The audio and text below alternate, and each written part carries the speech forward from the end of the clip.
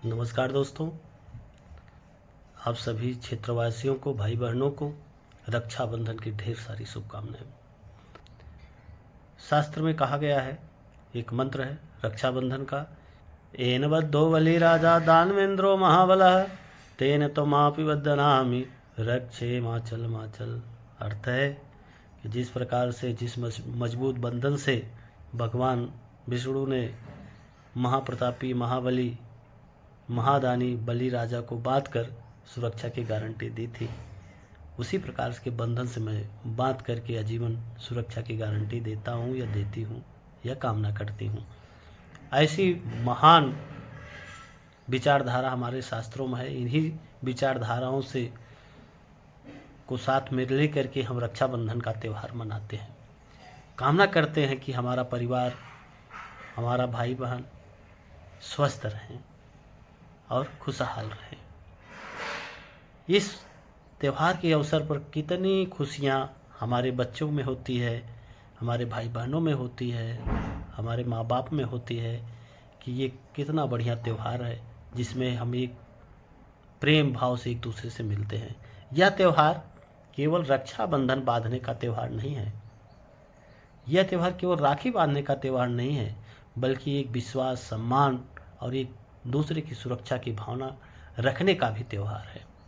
मित्रों, क्या आप लोगों ने सोचा है कि ऐसे त्योहारों पर, होली, दीपावली, रक्षाबंधन हो या राष्ट्रीय पर्व हो, ऐसे त्योहारों पर चौराहे हमारी मिठाइयों से सज जाती हैं। कितने खूबसूरत नज़ारा होता है, रंग बिरंगी मिठाइयाँ चौराहे पर लग जाती हैं, कितनी सारी मिठाइयाँ लग जाती हैं।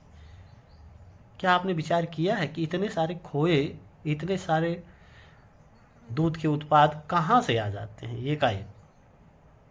क्या एकाएक गायें दूध देना ज़्यादा कर देती हैं क्या? भैंसें एकाएक बहुत ज़्यादा दूध देने लगती हैं त्यौहार को देख कर, भाई अब त्यौहार आ गया है, अब बहुत सारा दूध की आवश्यकता है, हम बहुत सारा दूध देंगे। ऐसा तो है नहीं, दूध का उत्पादन तो सीमित है, बल्कि जितनी आवश्यकता है हमारे देश में उससे भी कई हिस्सा कम है। बहुत कम मात्रा में दूध का उत्पादन होता है, एकाएक बढ़ेगा नहीं। फिर इतनी सारी मिठाइयाँ, खोए की मिठाइयाँ बाज़ारों में आ कहाँ से जाती हैं? बाज़ार की मांग को देखते हुए दुकानदार लोग मिलावट करते होंगे या करते हैं, इसमें दो राय नहीं है कि उसमें मिलाया नहीं जाता है। नकली नकली मेवे मार्केट में उपलब्ध हो जाते हैं जिनसे इतनी सारी मिठाइयाँ बनती हैं। क्या आपने सोचा है इनका हमारे स्वास्थ्य पर क्या प्रभाव पड़ता होगा? हमारे शरीर में जब हम उसको खाते तो हमारे आंतों पर कैसा प्रभाव पड़ता होगा? जब हमारी आंतें उनका अवशोषण करती तो हमारे स्वास्थ्य पर क्या प्रभाव पड़ता होगा? आज के समाज में आपने देखा होगा, ऐसा कोई घर नहीं बचा है जहाँ पर दवाएं ना चलती हों, किसी न किसी बीमारी को लेकर के। हमारे बच्चे जो खा रहे हैं, कहीं उसका प्रभाव, दूरगामी बुरा प्रभाव तो नहीं पड़ने वाला है? इसका हमको विचार करने की आवश्यकता है। जो मिलावट वाली चीज़ें हैं, ये साइलेंट किलर, स्वीट किलर की तरह काम करती हैं, इनसे बचने की आवश्यकता है। अगर हम मिठाइयाँ खरीद रहे हैं, विश्वसनीय, अति विश्वसनीय जगहों से लें। जो चीज़ें हम खाते हैं उसका डायरेक्ट प्रभाव हमारे शरीर पर पड़ता है। अगर हम अपने शरीर में खराब चीज़ें खाएंगे तो उसका दूरगामी परिणाम बुरा होता है।